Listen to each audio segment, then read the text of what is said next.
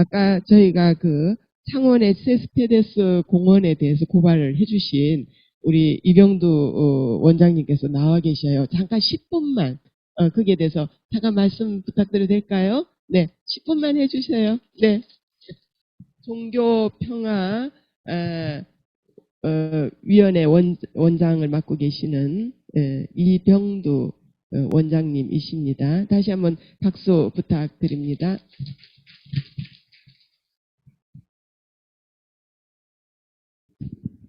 이런 시간이 올 줄 알았으면 자료 준비해서 사진도 좀 띄우고 그러는 건데 그냥 편하게 말씀드리겠습니다.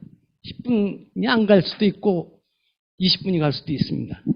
그 세스페데스 공원 걸 아까 정주현 기자가 제가 2018년부터라 그러는데 그건 이제 제가 현장을 가본 게 2018년 1월인가 2월 겨울에 마산 그쪽으로 어느 스님을 만나서 전에 이제 전날 저녁에 긴 얘기를 하고 제가 새벽잠이 없거든요. 새벽에 일어나자마자 거기 찾아갔습니다. 야, 현장을 봐야 되는구나, 이건. 이제 세스페데스라는 인물에 주목하기 시작한 건 아마 2010년쯤인지 그 전인지 그렇습니다. 제가 이 천주교 쪽의 움직임에 관심이 많아서 천주교 쪽의 그 인터넷 신문을 계속 보고 있었어요. 그래서 그쪽에서 문제를 제기하는 데가 있더라고요. 이게 가톨릭 신문은 대구대교구가 내는 거고 평화신문은 서울대교구에서 나오는데 가톨릭 뉴스 지급역이라고 말하자면 그쪽에서는 좀 교단에서 제외되어 있는 사람들이랄까 이런 사람들이 내는 인터넷 신문인데 거기서 계속 문제 제기가 이루어지고 있는 거예요. 세스페데스라는 신부가 있었는데 그 사람이 임진왜란 때 와서 1년 반 정도 머물렀던 창원, 이제 그 당시엔 진해시의 그 웅천 외성이라고, 외성은 작을 외자니까 작은 성이기도 하지만 울산서부터 그 전라도 쪽까지 쭉 거쳐가지고 그 바닷가 쪽으로 하여튼 숱한 성이 있어요. 그 일본 군들이 쌓던 성들이 있습니다. 울산에서도 있고. 그 중에 웅천외성에 세스페데스라는 신부가 와서 머물면서 미사도 집전하고 세례도 베풀고 했는데 그 사람을 기리는 말하자면 마산교구에서 해마다 산상 미사를 연다. 그래서 제가 지난번에 법보에 쓴 거에는 그 사진도 올렸었습니다. 산상 미사를 계속 올리다가 이제 비판들이 좀 나오기 시작했어요. 천주교 내에서도 이건 아니다 그러는 사람들도 있었고. 근데 왜 저게 더 이제 문제가 자꾸만 더 되느냐 하면은 지난번에 제가 이제 법보에 특집으로 3번 쓰면서도 그 얘기를 했는데 한국 천주교가 천주교 최초 전례 시기를 어디로 잡을 것이냐 하는 걸 계속 끌어올리는 작업이 있습니다. 이 주어사 문제도 그러면서 조금 올린 거예요. 그래서 그걸 이제 거의 정설화 해가고 있는데 거기서 더 끌어올리고 싶었던 사람들은 어디까지 또 끌어올리려고 했었느냐면 병자호란 때 만주 이제 청나라 군대에 끌려간 소현세자 내외가 그쪽에서 얘기해서는 거기서 이제 그 천주교 신부들을 만나서 그쪽 공부도 좀 했고 그런 물품들을 가지고 왔다. 그러니까 이때를 천주교 최초의 전례를 1630년대 말로다가 끄집어 올려야 된다고 주장을 일부에서 했었는데 그게 별로 호응을 못 받았어요. 학자들한테.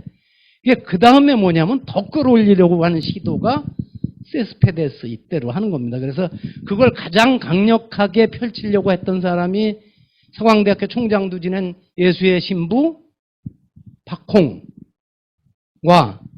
또 한 사람이 제 모교이기도 합니다만 외국어대학 불어과 교수이면서 총장도 지낸 박철 교수가 거기에 속된 말로 꽂혔어요. 그래가지고 세스페데스 신부 그때가 말하자면 천주교 전례 시점으로 봐야 된다. 그리고 또 세스페데스 신부는 그냥 우리가 말하는 군종 신부가 아니다. 순수하게 말하자면 선교의 목적으로 온 사람이라고 하는 주장을 계속 펼치고 있습니다. 그런데 전반적인 호응을 못 얻고 있는데 그게 이제 또 마산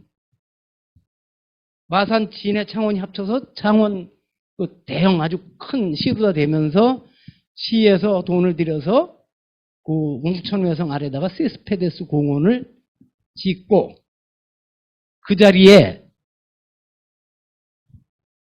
개관식 날 주한 스페인 대사를 비롯해서 중남미의 스페인어권 대사들을 다 초청하고 세스페데스의 고향인 스페인의 툴레도 지방의 그 마을 사람들까지 초청해서 거기서 행사를 해주었습니다. 한번 생각을 해보십시오. 어쨌든 아무리 그 사람이 개인적으로는 와서 무슨 악독한 짓을 안 했다고 하더라도 어떻게 해서 한국에 조선 땅으로 오게 된 겁니까? 일본 침략군의 선봉장인 소소행장, 고니시 유키나가인가 하여튼 소소행장이 천주교 신자였어요. 그래서 혹시 여기 계신 분들 저 영화 명랑 보신 분 계세요? 명랑에 보면 그 십자가 깃발든 부대들이 있습니다. 그게 이제 소소행장 휘하 부대원들은 천주교 신자였어요.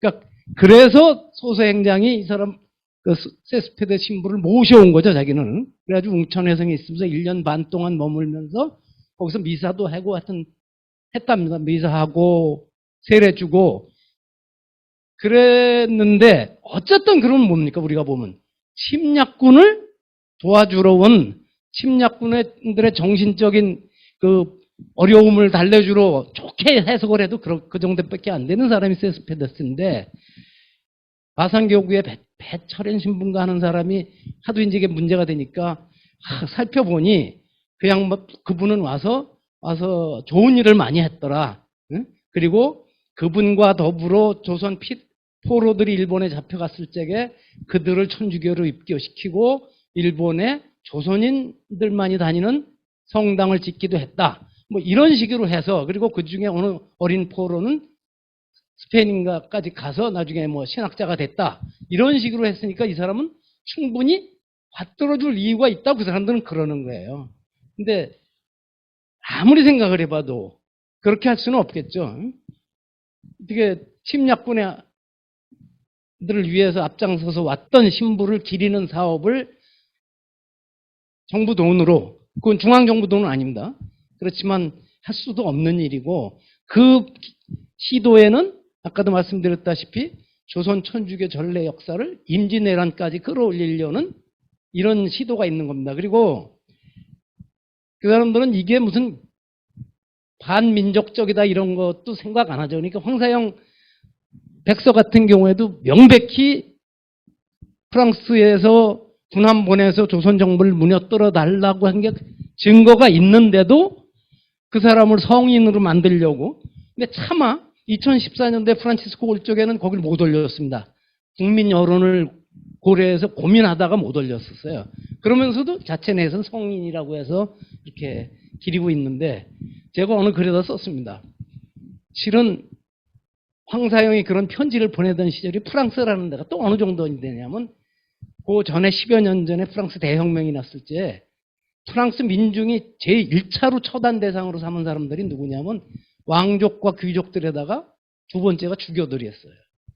신부들 수천 명 살해됐습니다. 그리고 그 이후에 이 프랑스에 있는 천주교 재산들이 국가에서 몰수한 게 많습니다. 그리고 1801년 이 편지를 쓸 적에 누구냐면 나폴레옹이 집권해서 이제 세력을 확장해가고 있었던 시절인데 나폴레옹은 본인은 천주교 신자는 아닙니다.